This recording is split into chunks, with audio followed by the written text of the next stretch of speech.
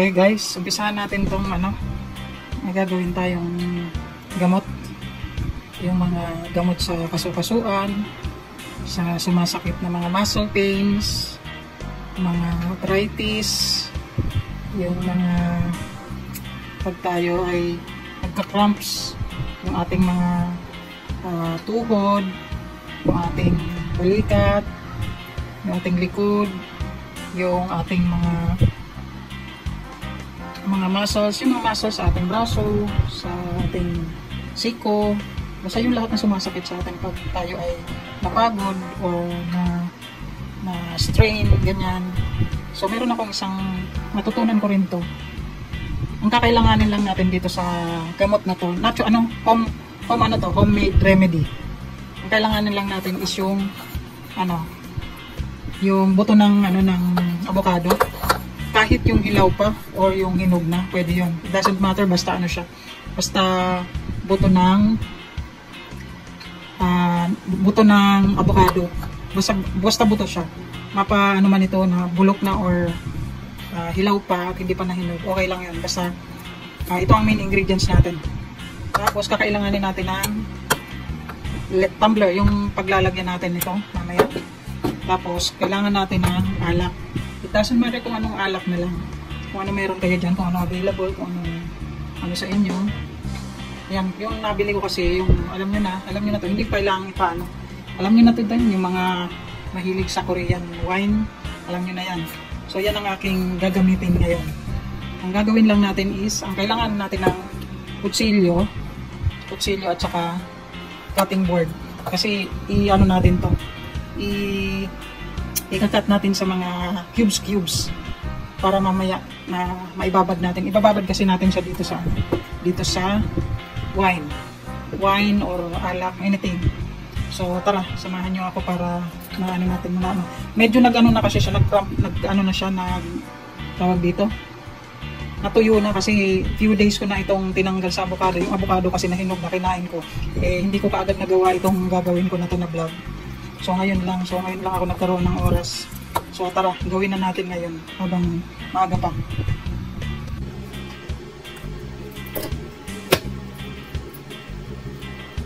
Medyo pa-dry na talaga siya eh. Hindi ko kaagad nagawa.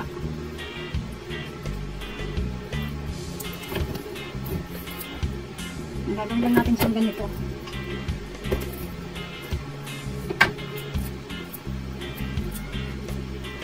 Mamaya ibababad natin siya dun sa sa wine. Ang processing nito, pwede siyang few hours, mga 6 hours yata, pwede na. Pero mas magandang ma-absorb lang muna ng wine, syempre yung bisa nito kasi maraming benefits itong seeds ng avocado, alam natin yan, di ba? Kahit yung avocado mismo mabuti sa katawan natin kasi yung nakukuha nating fats sa avocado is mabuti sa ating katawan. Good fats, kumbaga sinasabi nilang good fats. Ito siguro tanggalin na lang natin kasi na-dry na. So, ganyan na yan. So, I think hindi ko natatanggalin. Okay na yan. Ganyan na lang. Natuyo na kasi. Ano nyo na lang sa cubes. Isa pa lang ito. Isa pa lang yan. Isang buto. So, yan. Tapos ang gagawin natin is ilagay natin dito sa tumbler.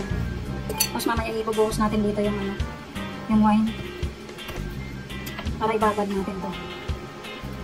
Tapos iwain natin yung iba.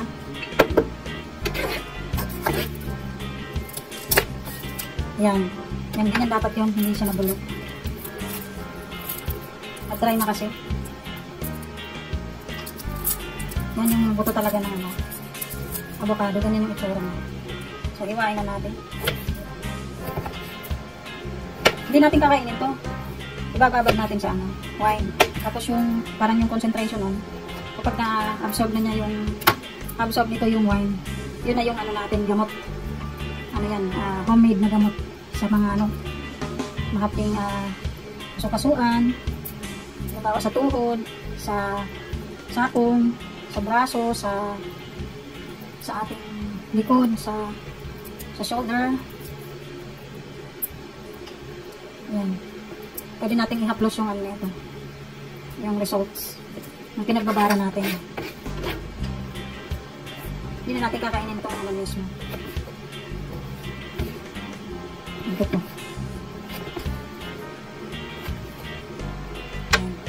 Kayo kung meron kayo dyan, ano, diba? Sige, tinatapon lang naman natin yung ano, yung buto ng avocado.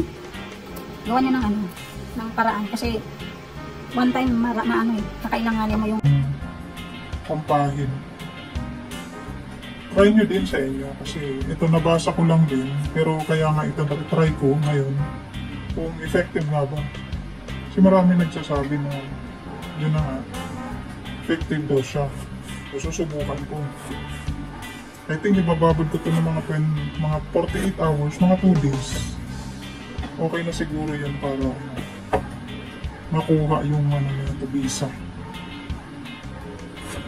Visa para makalipat na siya. Joke.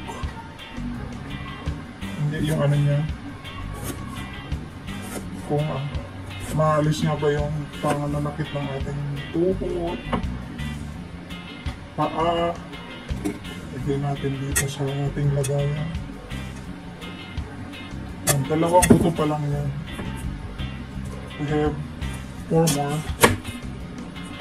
Yun.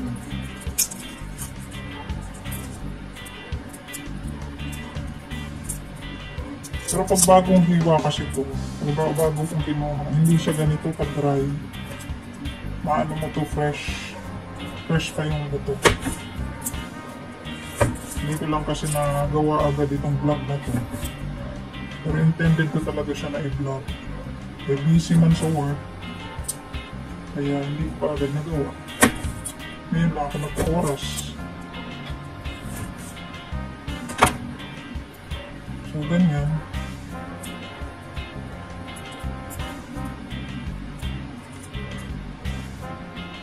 Masarap kasi yung avocado, di ba guys? Masarap yung avocado lalo na pag ano, yung maligat. Maligat ba tawag doon? Parang malagkit siya. Ang sarap.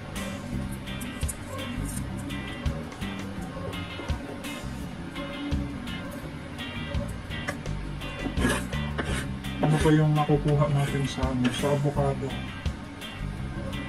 Good fruits. Good fruit ang avocado. Maayos sa ating kalusugan. Kaya nga nilalagay yung mga nagdedieta to. Nilalagay yung avocado sa mga salad.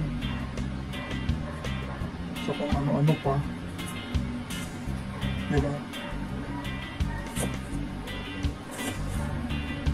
Kahit naman yung mga bata pa ngayon, nagkakasakit pag ano, hindi lang naman matatanda ang nasasakitan ng ano, ng mga kasukaso. Diba yung mga nai-injured sa basketball, ganyan. Yan, pwede to. Basta meron kayong concentrated na ano, na katulad nito. So I think uubusin ko to kasi sayang naman. Yung iba kasi tinatanim yung ganito, diba? Lalo sa probinsya. Tinatanim na lang nila. Kesa itapon. Kasi okay nga naman. Pagdating ng panahon, may aanihin na prutas.